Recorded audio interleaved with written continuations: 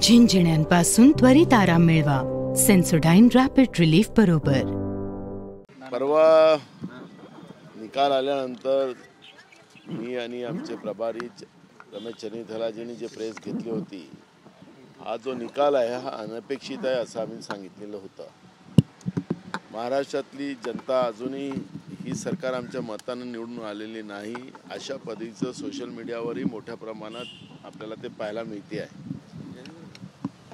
याच्यातलं एक सगळ्यात महत्त्वाचं उदाहरण की महाराष्ट्रामध्ये लोकसभेची एक पोटनिवडणूक होती नांदेडची. नांदेडमध्ये लोकसभा आम्ही जिंकली आणि आपण पाहिलं की विधानसभा सगळ्या आम्ही हरल्यात. आता तिथं जवळपास जो मताचा फरक आलेला आहे तो 1,84,322 मताचा जो फरक लोकसभा आणि विधानसभेच्या मतामध्ये आलेला आहे, तर विधानसभेत आणि लोकसभेमध्ये इतका मोठा फरक होऊ शकत नाही. त्या दिवशीच वोटिंग होती, दोघांची एकाच दिवशी वोटिंग होती. आणि म्हणून ह्या सगळ्या गोष्टीची आत्ता मी माननीय खरगे साहेबांसोबत चर्चा करत होतो आणि आखरी हा निवडणूक ही जो निकाल आहे हा महाराष्ट्राच्या जनतेला आणि आमच्यासाठी सगळ्यांसाठी अनपेक्षित आहे. त्यासाठी पुढची रणनीती कशी करावी आणि याच्यामधलं नेमकं याच्यातला मागचा शुक्राचार्य कोण आहे या सगळ्या गोष्टीचं एकदा, कारण की आम्ही आणि आमचे काँग्रेसचे सगळे नेते आणि कार्यकर्ते हे या निवडणुकीमध्ये सगळे ताकदीने लागले होते. जनता आमच्यासोबत होती, पण हा निवडणुकीचा हा निकालच आमच्यासाठी अनपेक्षित राहिलेला आहे.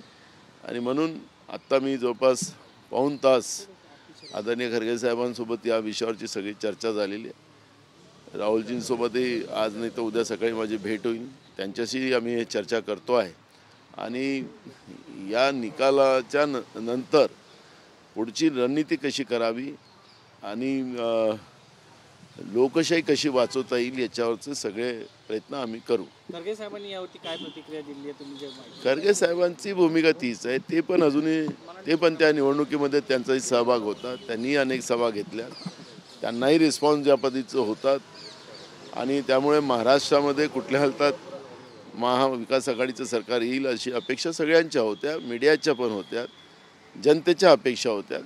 पण ही बहुमतानं एकतर्फी सुनामी जी चाललेली आहे ही सरकारच्या विरोधात वातावरण असताना सुद्धा ही सुनामी त्यांच्या बाजूनी कशी होऊ शकतं ही भूमिका अजूनही खरगे साहेबांच्या मनात आहे. त्यामुळे आलेले आहेत काही ठिकाणी तेवढं मतदान पार पडलं, त्याच्यापेक्षा ईव्हीएम मधून आकडेवारी जास्त समोर येताना पाहायला मिळते. तफावत मोठी आहे. यावरती आता काय पुढचा पर्याय असणार आहे? ईव्हीएमच्या संदर्भात तुमची काय भूमिका असणार आहे? आम्ही अजून ईव्हीएमच्या बद्दलची भूमिका अजून आम्ही मांडलेली नाही आहे. पण जनतेमधला जो सोशल मीडियातून आणि जनतेचा जो काही आता हे झालेलं आहे वातावरण की लोक म्हणतात की सरकार आता मशीनने तयार होणार की आमच्या मतांनी होणार, हा जनतेकडून जेव्हा या सगळ्या प्रश्नावर वाद सुरू झालेला आहे. त्यामुळे काँग्रेस पक्षाला जनतेची भूमिका घेऊन लढावं लागणार आणि ते नेमकं काय करावं ते आत्ताच खरगे साहेब म्हणाले की आम्ही राहुलजी आणि आम्ही सगळेजण बसून या सगळ्या विषयावरचं एक चर्चा आम्ही करू आणि निर्णयापर्यंत पोहोचू. नानाभाऊ, तुम्ही राजीनाम्याची चर्चा सुरू झालेली आहे, तुम्ही राजीनामा दिलेला आहे प्रदेशाध्यक्षपदाचा किंवा तशी इच्छा व्यक्त केली आहे, नेमकं काय सत्यता आहे त्याची? अजून कुठला मी त्याच्यावर प्रतिक्रिया दिली नाही, बोललोच नाही. नानाची चर्चा तुम्हाला मीडियात ठेवायची असेल तर ठेवा तुम्ही, पण अजून असं कुठलंही झालेलं नाही. आणि कुठल्याही बद्दलचं राजीनाम्याबद्दलची चर्चा आता खरगे साहेबांसोबतही मी बोलत होतो, त्याच्यावरची कुठलीही चर्चा झालेली नाही. काँग्रेसचे नेते ईव्हीएम वरती खापर फोडून स्वतःला वाचवण्याचा प्रयत्न करतात असं सांगितलं जातं. कोण? विरोधी पक्षनेते. आम्ही कुठं म्हटले? आम्ही ईव्हीएम बद्दल तर बोललोच नाही आहे. आम्ही तुम्हाला नांदेडचं जे उदाहरण सांगितलेलं आहे, नांदेडचं जे उदाहरण आम्ही सांगितलेलं आहे त्याच्या आकडे तुम्हाला तुमच्याजवळ असतील, नसतील तर आम्ही तुम्हाला देतो. नांदेडमध्ये एकदम स्पष्ट आहे की लोकसभेमध्ये आम्हाला जे काही मतं मिळालेली आहेत आणि विधानसभेत आम्हाला जी मतं मिळतात आहेत, ह्या मताचा बद्दलचाच आता सगळ्यात मोठा संभ्रम आमच्या सगळ्यांच्या मनात निर्माण झालेला आहे. आता आम्हाला नांदेड लोकसभेमध्ये 5,86,788 मतं मिळालीत आणि विरोधकांना मिळाली 8,533 मतं मिळाली. पण आता आपण पाहिलं की भोकरमध्ये आम्हाला विधानसभेला 82,636 मिळाले आणि आमच्या विरोधकांना म्हणजे भाजपला मिळाली 1,33,881 मतं मिळाली.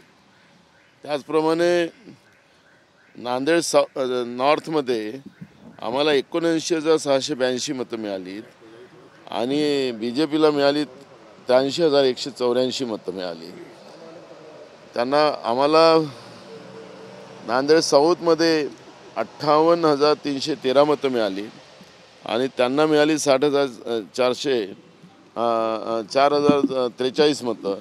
अशा पद्धतीने सगळ्या मतदारसंघामधली जी तफावत आहे आणि ते आकडे आपण सगळे पाहिलेत तर त्या सगळ्या आकड्यामध्ये जे काही आता हे तफावत जाणवत आहे ती भयानक आहे. म्हणजे एकाच वेळेस मतदान झालं, लोकसभेचं एकाच वेळेस मतदान झालं आणि विधानसभेचं झालं तर एवढा फरक नाही होऊ शकत. जेवढा फरक आपल्याला जाणवत आहे तर आम्ही वर घेतलेलं नाही, पण या निवडणूक आयोगाच्या या सगळ्या व्यवस्थेबद्दलची एक शंका जनतेच्या मनात आलेली आहे आणि स्वाभाविक आहे की जनता, कारण की लोकशाहीमध्ये लोक महत्त्वाचे असतात आणि लोकांची भूमिका जेव्हा पुढे येते त्या भूमिकेला पुढे घेऊन जायची भूमिका आमची आहे आणि त्याच्यामुळेच मी आत्ता माननीय आमचे राष्ट्रीय अध्यक्ष मल्लिकार्जुन खरगे साहेबांना मी पर्सनल भेटून त्यांच्याशी या सगळ्या विषयाची चर्चा केलेली आहे. भाऊ, एक प्रश्न असा आहे की आता मागणी करताय की हे म्हणताय की आता एनसीपीचे आमदार असो किंवा शिवसेनेतले आमदार असो हे आता आमच्या सोबत काँग्रेसच्या सोबत काय सुद्धा काय आमदार विरोधी पक्षांच्या पुन्हा एकदा प्रयत्न होणार आहे. पुन्हा एकदा पुण्याला डाकूगिरी करायचीच असेल तर त्या डाकूगिरीला कोण थांबवू शकतं? पैसा म्हणजे त्यांचं नोट जिहाद आणि दारू जिहाद हा महाराष्ट्राने पाहिलेला आहे, देशाने पाहिलेला आहे की पैशाच्या भरोशावर लोकशाही विकत घ्यायला निघालेली भाजप आज आता आमदार विकत घ्यायसाठी त्यांना काही मोठा विषय थोडीच आहे. त्यांनी मधल्या काळामध्येही महाविकास आघाडीचं सरकार पाडलं तर आमदारांना विकतच घेतलं लोक खोक्यांनी. ते पूर्ण देशामध्ये लोकांना कळत आहे. त्यामुळे डाकूगिरी करणाऱ्या लोकांबद्दल मी आता कुठली प्रतिक्रिया द्यावी असं मला वाटत नहीं। आप भी चुनाव के मैदान में थे, राहुल जी भी थे, प्रियंका जी भी थी, हमारे राष्ट्रीय कई नेता थे और महाराष्ट्र के भी नेता थे और हमारे कार्यकर्ता भी उसी ताकत के साथ ये चुनाव में थे और चुनाव हमारे ही महाविकास आघाड़ी के पक्ष में आएगा ये सबको उम्मीद थी और महाराष्ट्र की जनता की भी यही उम्मीद थी। मैं नांदेड़ का उदाहरण देता हूँ कि नांदेड़ में बाई इलेक्शन लोकसभा का था, उसी समय में विधानसभा का भी चुनाव वोटिंग उसी दिन थी। तो लोकसभा में हमारा कैंडिडेट जीत रहा है 6 विधानसभा में और लेकिन हमारे सभी विधायक हार रहे, तो इतना फर्क नहीं हो सकता। एक आध जगह कुछ कम ज़्यादा हो सकता है, पर जो फर्क हमको देखने मिल रहा है और इसी को लेके लोगों में भी भावनाएं और सोशल मीडिया भी आप महाराष्ट्र का देखोगे तो लोगों ने कहा कि हमारे वोटों से ये सरकार नहीं आई है, तो ये चिंता हमारे लिए सबसे बड़ी है। और हम इसलिए मैं हमारे राष्ट्रीय अध्यक्ष जी मल्लिकार्जुन खरगे जी से मैं मिलने आया और ये विषय में मैं सविस्तर उनसे बात की। उन्होंने कहा कि मैं खुद राहुल जी और हमारे सभी लोगों से बैठ के इस विषय पे बात करते हैं, क्योंकि हमारे लिए भी ये चिंता का विषय हुआ है। हमें भी पूरे राज्य से फ़ोन आ रहे हैं अलग अलग लोगों के, और वो कहते हैं कि ये गलत हुआ है, ये लोकतंत्र के लिए अच्छी बात नहीं है। सर, आप सुबह से इस्तीफे की बात चल रही है कि आपने इस्तीफा दे दिया है प्रदर्शन खराब होने के कारण, क्या आपने अपना इस्तीफा दिया है, मल्लिकार्जुन खड़गे को रिजाइन किया है?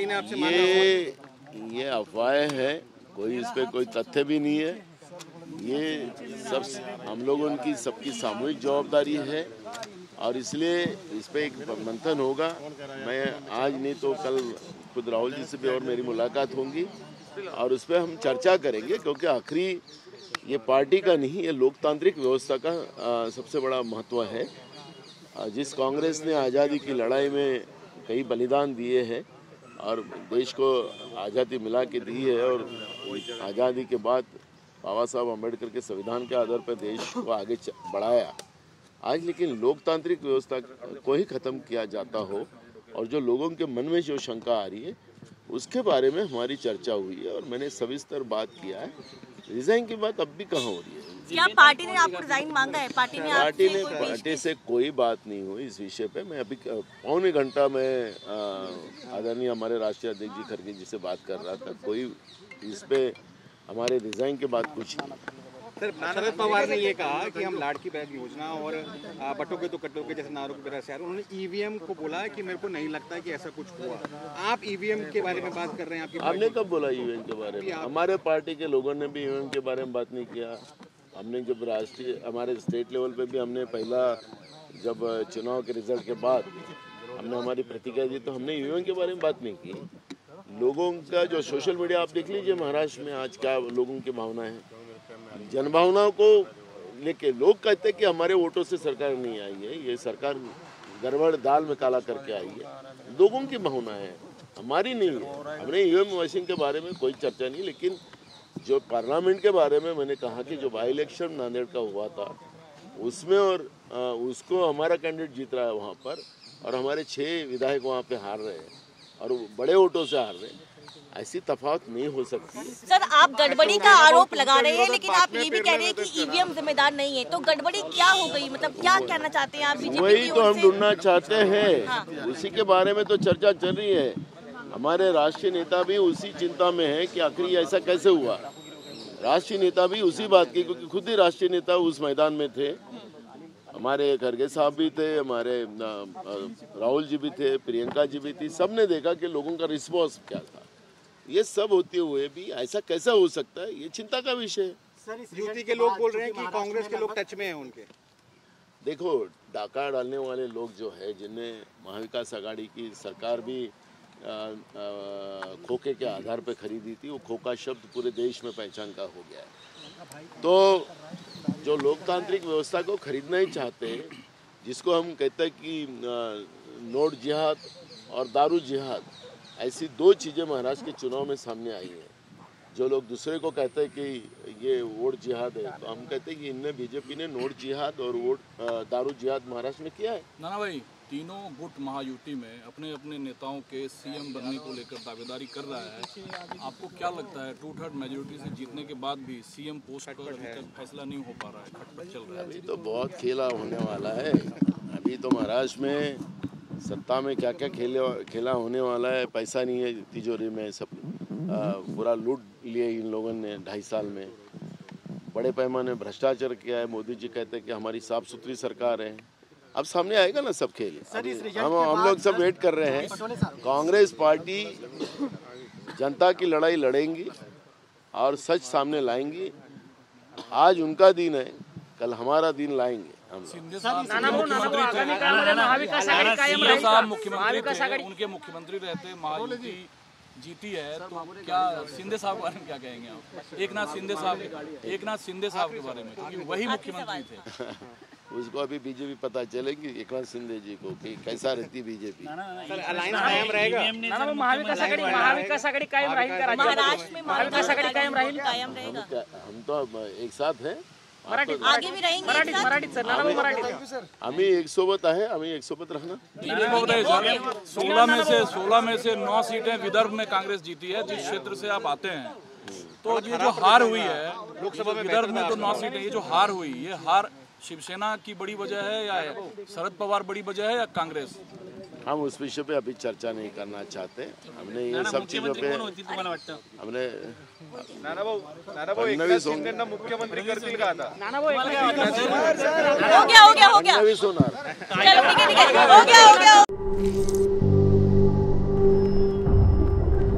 झिंझिण्यांपासून त्वरित आराम मिळवा सेन्सोडाइन रॅपिड रिलीफ बरोबर।